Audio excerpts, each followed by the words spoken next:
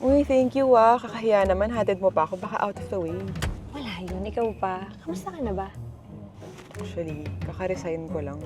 Sobrang toxic kasi sa work. Wow! Sinan ko kaya to ng gospel? Ay, wait. Huwag muna kaya siguro. Hindi ata yun yung kailangan niya ngayon. Oh, gusto mo pag-usapan natin? Grabe, sa totoo lang, wala talaga akong peace ngayon. Feel ko walang nakakaintindi sa akin. Gulo.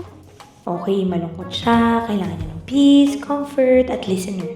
Sige, papakinggan ko muna kung ano yung nararamdaman niya. You can tell me, nandito lang ako.